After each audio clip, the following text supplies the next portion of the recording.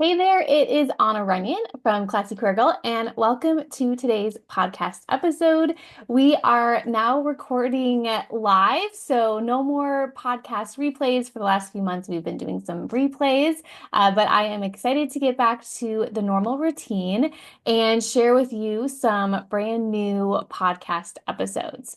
So today's podcast is an episode where I am going to walk you through my story of how I went from employee to entrepreneur, how I went from that steady paycheck and into my own business where now I'm in charge of my own paychecks as well, and creating a business and creating a profitable business and basically doing that all from nothing. So we're going to go over that whole story. And the reason I'm doing that is because I have been getting a lot of questions lately. If you have not listened to my podcast for the past few years, you may have missed that story. You may not know how I started Classy Career Girl, kind of the history. We've been doing this for a long time. This blog actually started in 2010. Classy Career Girl started way, way long ago.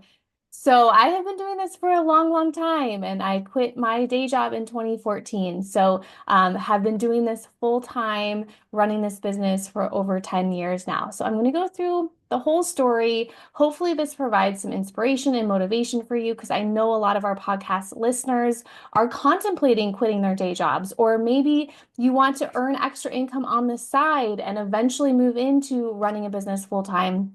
Maybe you're unsure with the current economy happening. Maybe you want to give yourself that safety net of having that income on the side as well. So if you do have to resign or you do lose your job, then you know that you have something on the side that can earn you extra income to be able to fund things, maybe something on your bucket list like travel or something or a house. Maybe you want that extra income. So all of those things are reasons that you should build something on the side. I'm a huge fan and proponent of building an additional side income, even if you have a full-time job. That is exactly what I did. So I'm going to talk to you all about that today.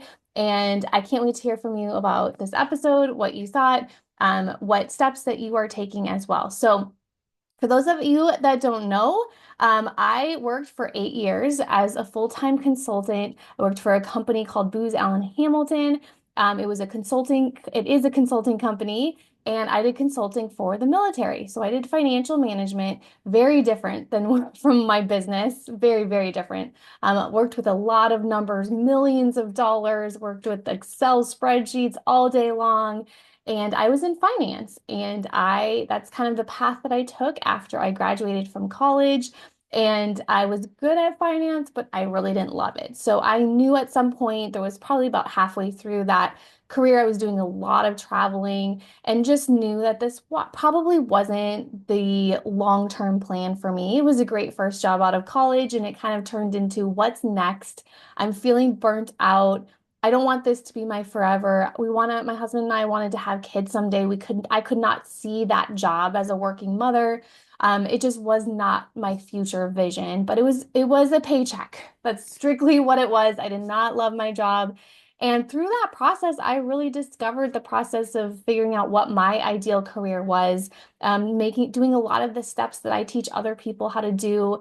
And that really brought me to figure out what my ideal career was, leading into becoming a career coach myself, and now certifying other career coaches here at Classy Career Girl as well too. So a lot of the times when you're starting a business, you're just kind of like a few steps ahead of your clients. And that's how I was in those early days too. I had kind of figured it out. I had figured out what my ideal career path was, even though I did not know it. So I was very stuck. I was undecided in college. Even after graduation, I had no idea what I should do with my life.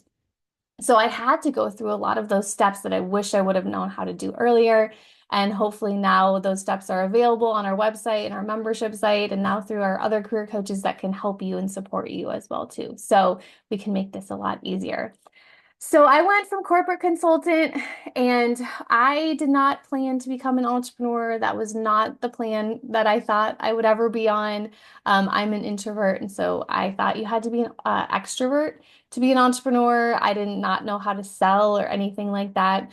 I went into business school because I got my MBA at University of California, San Diego part-time. So I would go to my day job during the day. In the evenings, I would go to business school twice a week. and was very, very busy. But there was a crazy time. This was before kids.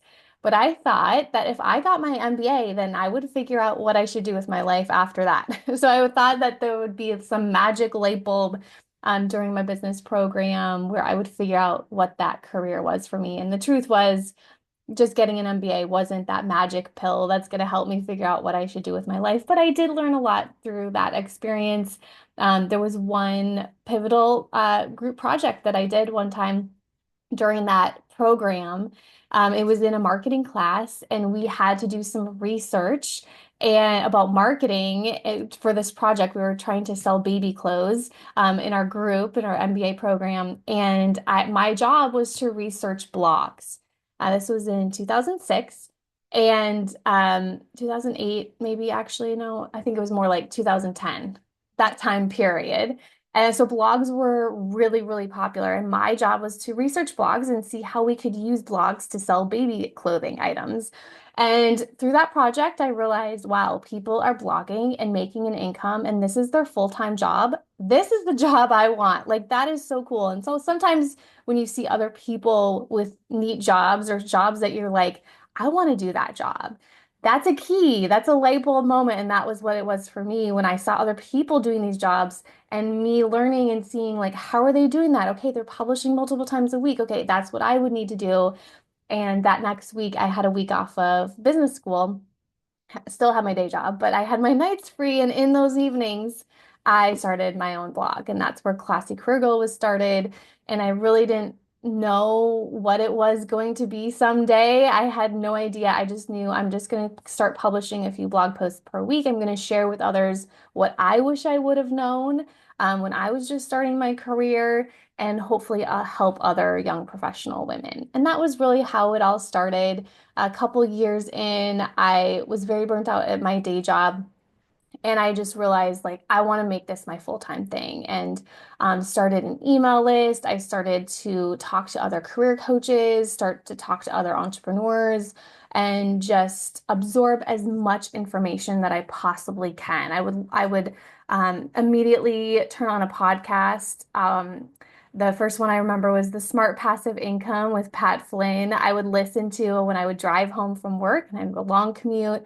I would listen to that podcast when I would drive into work. And so I really treated myself like when I clocked out of my day job, I treated myself as an entrepreneur. I was an entrepreneur. I was a career coach. I was going to make this my business.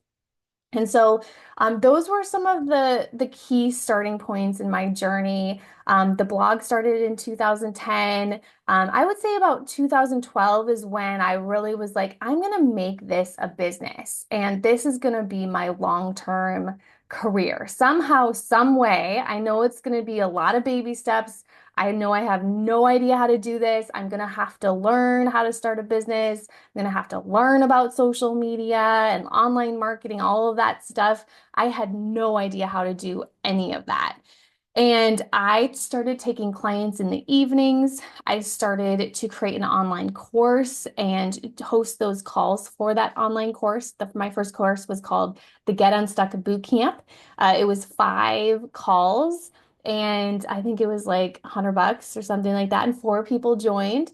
And I was like over the moon because when you get that first sale, when you make one sale, you do one thing, you get one client, whatever it is, you're like, it's gonna happen. I can do this. If I can make one sale, I can make more sales. It's kind of like that fear conquered. And so from that point, I had that online course that turned into one-on-one career coaching clients. And so I was starting to get my feet wet. As soon as I started to have those clients, I could start to say I'm a career coach, right? Because I was a career coach. I had learned how to create an online course and how to sell that course so I could continually sell that. I was still just absorbing information, learning from others, getting mentors and coaches, and I learned how to do a sales call, which was so uncomfortable for me to sell. But I had to learn that because what I realized is that the more I sold, the more people I could help, right? This was all a part of my mission, a part of helping people, because in my day job, I just felt like I was sitting in a cubicle crunching numbers. I did not feel like I was making an impact or helping anyone. And so I really started to grow my social media then as well too. I grew my email list. And I also started to save. So my husband and I started to really work on saving as much as we could. We started to we got out of debt as well too. We had a lot of debt at that point in our lives, but we just knew, okay, this is our vision. This is where we want to go. We have to reduce the debt. We have to start to build our savings so we can really plan for a future that we want. And so we started to set those financial goals. This was all before I quit, but we really kind of created that plan, that vision, like our dream, like what do we want our future to look like? And gradually, then I started to experiment by creating more group coaching programs and online courses, and like really starting to figure out my niche as well too. So I did a lot of different types of career coaching. I did productivity coaching. Did leadership and executive coaching. I did a lot of speaking as well too, at professional organizations, at universities all over the country. And so I was really trying to just figure out like what do I really enjoy? What do I like talking about? What type of coaching do I like to do? I was doing job search coaching, helping people with resumes and interviews. And then I was also doing business coaching as well too. So helping people really go from employee to entrepreneur. And so I launched a membership site in the beginning, and that was really helpful because then I started to have that recurring revenue coming in. So I always like to help people create membership programs, online courses, and group coaching programs because that is a way that we can start to have monthly recurring revenue. So when I quit my day job after maternity leave. So my daughter was born in 2014, my first daughter. And she was born in June, and I quit after maternity leave in August. But I knew going into maternity leave that I wasn't coming back. And so that really was because I spent that year before quitting, I spent that year knowing, okay, I have a plan. This is my date. This is my date, my due date. Like, I'm not going back. I got to figure out before my daughter's born, I got to figure this out so I can have that income coming in. And during maternity leave, I was building an email list. I was dabbling in ads. That was really the first time I started dabbling in ads. But before that, I grew my business without ads. So you don't need to do ads to grow your business. But I did need ads during that time just because I was going on maternity leave. So I needed to be off social media for like those 6 to 8 weeks.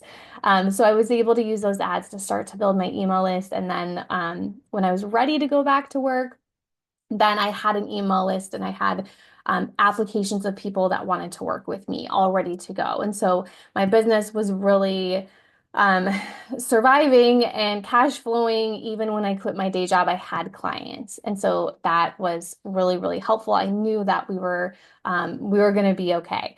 But the challenge was then a couple months later, my husband decided that he was going to quit his day job as well too, so he could help in the business, and then we could watch our daughter together. And so that was kind of an exciting, scary leap because I knew we had about 90 days where I knew, okay, I had to um, figure out this newborn life as a new mom, but then I also had to grow my income as well so that I could provide for our family. And then he could be able to quit his job as well too. So that was like a very exciting time in our life. So he quit right at the beginning of 2015. And we have been running our business full time ever since then. So that's really like the beginning, the foundational years of Classy Career Girl. They were fun, they were exciting, they were scary, they were ups and there were downs. But I'm so glad that I worked on my passion project. I called it like on the side of my day job. So I knew when it was time. I knew I had the clients, I knew I had that income coming in, that I could work on something I was really passionate about and excited about. And it was so fulfilling to me. And I had that plan and I just followed that plan. So there was that time, of course, there where I knew that I could not do that 9 to 5 forever. I really wanted the freedom. I really wanted flexibility. It took us a few years to be able to have my first daughter. It was not easy process for us to get pregnant. And so I knew when she was coming and she was healthy and everything was working out, I knew that I wanted to be there for her, and I knew I didn't want to go back to my day job. So there was a lot of fears, of course. There's imposter syndrome. There's the financial fears, having that consistent and steady income. Who am I to do this? I remember getting invited to some speaking events. One was in Brazil. And I'm like, they want me? Why me? Why do they want to fly me out to Brazil to speak to their international business conference? So I had to get over that. I mean, I had a coach tell me one time, imposter syndrome is never going to go away. There's always going to be another thing you're reaching for, another goal, another feeling of just like this, I just feel like a fake, and you just have to learn. Once you learn it one time, then we can keep doing it year after year to keep moving out of that imposter syndrome and keep moving forward, even though our mind is telling us that we're not good enough. So I started building that blog on the side, and then that turning point really was, knowing that maternity leave was coming and knowing that I did not want to go back to the day job. I would have been traveling. I have no idea how I would have survived that first year. I would have had to travel. I would have had to work really, really long hours. This was back. I have no idea how I would have handled breastfeeding and nursing and pumping. I was in like this government facility. It would have been, I was very nervous about all of that as well too. So it really just inspired me to really focus on building my cash flow. And I had a goal income of what I needed to make so that I could quit my day job as well too. So I knew I had a goal savings that we needed to have, and then I knew I have a goal monthly revenue coming in as well. There were a lot of budget cuts at that time. There were savings though. Like when I did quit my day job, I could stop buying my fancy suits that I had to wear to the office. I could stop the fancy lunches that we would do going out to lunch. There were savings. There was the savings of gas. I didn't have to go drive to work anymore. And so there's pros and cons of it as well too. And then we created that quit fund. So we knew we had the funds. We had some savings for when obviously we had a new baby coming, but then also we knew I was going to quit my day job, and then we had to save again because then when my husband quit his job, that was another exciting but scary moment too. And we were always kind of moving through these scary times, and we always ask ourselves, what is the best that could happen if we do this? What is the worst that could happen? And is it worth it to go all in? And those were kind of the questions that we asked ourselves. We're like, is it, do what's the best that could happen if he quit his job as well too, and we both did this business full time? What is the best that could happen? What is the worst that could happen? Obviously, the best that could happen is we could travel the world and we could have this, business that provides for our family, but we also have the freedom and flexibility, to spend our days how we want to and to be in charge of our own schedule and not have to sit in traffic all day. And the worst that could happen is the business wouldn't work and we would have to go find another job. And is it worth it to go all in? And we decided, yes, it was worth it to go all in. I mean, I'm a career coach. If I needed to find a job, I could find a job. I can help my husband find a job, right? Like that's the worst that could happen is we just go find other jobs. So it really wasn't, this crazy thing in our heads. We just had to just take steps forward and take it like one day at a time and stay focused on our vision board and our vision of like where we wanted to go and really obviously clearly communicate what the plan was to keep looking at that budget as well too. And so there was a lot of teamwork in there as well too. Um, and that's how, I finally, he quit his job, I quit my job, and we just went all in together. So we also had that lean budget and we stuck to it. So that's important to be able to be looking at not only your business income and expenses, but also your personal income and expenses as well too. So there was some cuts that we had to make. I mean, we sold a car. We were living, we had two cars at one time. So and we realized, okay, so if he quits his job, we don't need two cars anymore. So that's like a sacrifice that we had to make at that time too, is my husband had to sell his car. So there were sacrifices, there's pros and cons, but the pros definitely outweighed it because then, we had that time freedom. We could go for walks in the afternoon. Like even now we do tennis Tuesdays, so we play tennis in the mornings with the kids and yeah, I'll have a future episode on what life looks like now. I'm kind of just talking about 2014, 2015. But I'm excited to do another podcast episode. And so you can kind of see the beginnings where this all started, but then 10 years later, what life looks like. And I had no idea in 2014 what life would look like in 2025, right? And so because of the hard work I was putting in, even a couple years earlier in 2012 and 2013 and 2020 or 2011, putting in the work then, not knowing what the future would be, but just having that kind of vague vision of what I wanted in the future. And so, um, building income streams was really important. I'm really glad that we focus on building multiple income streams so I don't just rely, and I never did just rely on one-on-one coaching, but we also created those courses and those membership programs and the group coaching programs as well too. So that was really key for us back then to be able to have that income coming in. And it is scary. I know it's scary and it's thrilling at the same time. And so I love that part about it. I love the problem solving that goes into it. Like if there's a hard month in business, you just kind of go back to the drawing board and you say, okay, what else? What are some other problems I can help people solve? Or what are some other products or service that we can sell as well too? And so there's just this like constant challenge almost, but it's like a fun challenge because you get to use your brain to create new things and to create new products. And that's been a really fun process. It's ever evolving. Even back in those early days too, and working so hard and but being so excited about the work that we were doing. Like when I would go to my day job, I would work really hard all day, but it wasn't challenging. It wasn't exciting. It wasn't my passion. But when I would come home and be able to work on my business, it was so exciting and I was so passionate about it. I could literally do it for hours and hours and not get bored. So that's the exciting thing. I want you to know that you're not alone if you want to do this leap as well. Many of us have made this leap, and so can you.